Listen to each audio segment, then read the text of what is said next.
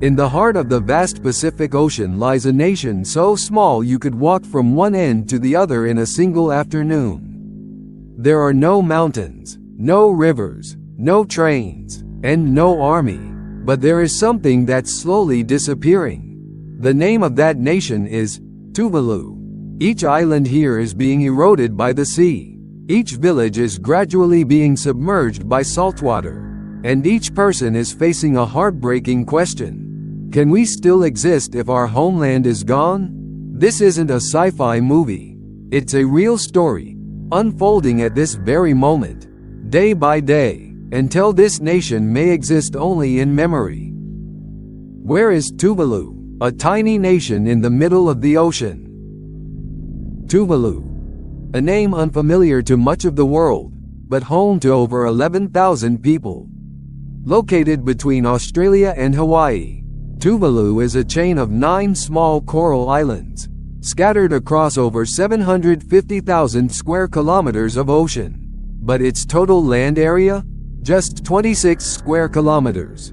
26 square kilometers, smaller than Los Angeles International Airport, smaller than a district in Ho Chi Minh City, Vietnam. Here, you won't find mountains, no rivers, no dense forests, only thin slivers of land floating atop the ocean. Tuvalu has no trains, no highways. Transportation relies mainly on motorbikes, bicycles, and walking. On the largest island, Funafuti, the airport runway doubles as a football field each evening.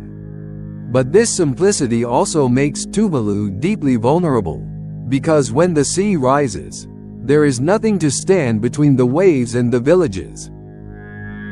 History of Tuvalu. Unlike nations forged through war, Tuvalu was born from quiet voyages across the Pacific. Since the 13th century, Polynesians crossed oceans in simple wooden canoes, settling on coral atolls in the open sea. They brought with them their language, rituals, fishing skills, and a belief that nature is sacred. From there, small communities formed, close-knit, isolated, and living in harmony with the ocean as their lifeblood. In 1892, Tuvalu, then known as the Ellis Islands, became a British colony. It wasn't until 1978 that Tuvalu gained independence and became a sovereign nation. There was no war for freedom, no bloody revolution, just a small people, asking to exist under their own name. Tuvalu, in the native language means 8 islands, a simple name. But to them, it carries their identity. Economy. When TV becomes salvation. Tuvalu has no gold, no oil, no natural resources to build wealth. Yet, they own something the whole world desires. Just 2 letters. TV. At first glance, the TV country domain seems like just another internet code.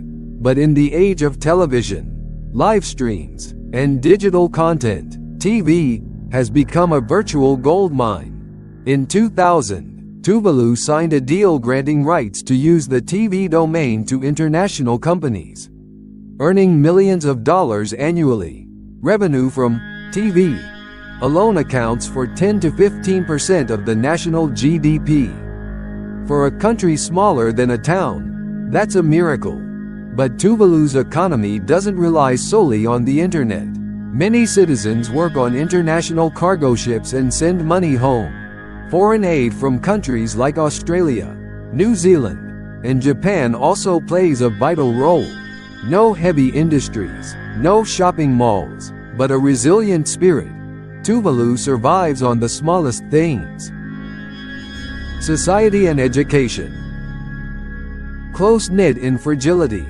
In a nation only 26 square kilometers wide, everything is close, from home to church, from airport to football field, from heart to heart. In Tuvalu, no one is a stranger. 11,000 people spread across 9 islands means you likely know nearly everyone in your village. Tuvaluan society is built on community, clans, and trust. Everyone is responsible for one another, like one big family. During weddings, funerals, or disasters, the whole village comes together. About 97% of the population follows the Church of Tuvalu, faith not only present in rituals but deeply shaping daily life. Schedules and village decisions. Education is seen as the only key to connect Tuvalu to the outside world. Children attend school for free until grade 8, in small buildings made of concrete and tin. Tuvalu has only one high school, and no university. Those with bigger dreams, and the luck to win scholarships, must study in Fiji, New Zealand, or Australia. Still, the literacy rate here is nearly 98%. In poverty, Tuvaluans still treasure knowledge as their most precious asset. In a land too narrow, knowledge is the widest road to the future. Yet Tuvalu's education system faces many challenges: lack of teachers, poor facilities, and most of all, a lack of time. Because if the sea rises just a few more meters, today's classrooms could sink beneath the ocean. They know, if they lose their knowledge, they lose everything that might still float above the waves. Climate change. A disappearance countdown. Some nations fear war, others fear economic crisis, but Tuvalu fears the tide. Just one heavy rain coinciding with high tide can flood entire villages with saltwater. Wells become contaminated, crops die, soil erodes. Data from Funafuti Station in 2003 showed that sea levels have risen by an average of 5.6 millimeters per year in the last decade. For a country with an average elevation of less than 2 meters, and a highest point of only 4.5 meters above sea level, those few millimeters are a death sentence. Tuvalu's government admits, if this rate continues, the entire landmass of the nation could vanish by the end of the 21st century. No bombs, no plague, just water, steadily, silently, drowning a culture thousands of years old. And the cruelest truth? Tuvalu contributes almost nothing to global climate change, yet they're the first to pay the price.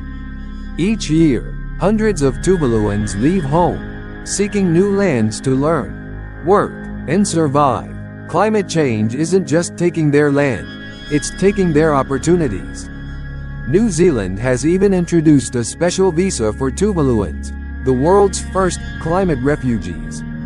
Tuvalu may be disappearing, but its culture, memories, and people are fighting to endure, wherever they may go.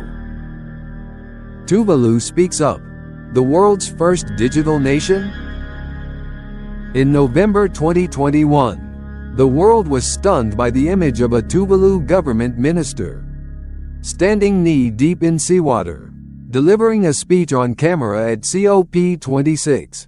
He said, "Tuvalu is sinking, and if we disappear, who can be sure that others will be safe?" Tuvalu isn't just calling for help, they're preparing for the inevitable. The government has announced a plan to move the entire nation online. A digital Tuvalu, 3D maps of the islands, virtual replicas of villages, temples, festivals, even the national constitution. They're trying to preserve Tuvalu, not on land, but in data, so that if one day the ocean swallows everything, the world will still remember. There once was a nation called Tuvalu. The last nation, or the first? Tuvalu may become the first nation to disappear because of climate change. But perhaps, they'll be the first to awaken all of humanity. There's nothing grand, mysterious, or powerful here, just a small people, fighting to survive. They don't demand territory, they don't chase weapons, they ask only for one simple thing: to keep on living. One question remains. Can a country still exist, without land, without citizens, without soil to raise a flag? Tuvalu is forcing the world to confront that question. This is no longer the story of a distant island, but the glimpse of a future facing many coastal cities and island nations, if humanity doesn't change. Tuvalu may vanish from physical maps, but they can still live on, in memory, in data, and in the conscience of humankind. So before the final islands of Tuvalu disappear beneath the sea, let the story of Tuvalu remain in our hearts. If Tuvalu's story has left you speechless, know that there are many other places in the world waiting to be told. Like, subscribe, and share this video, so that small but powerful stories like Tuvalu's won't be washed away in silence. You're watching 5W Explore, where we tell the stories that the maps don't. Thank you, and see you again.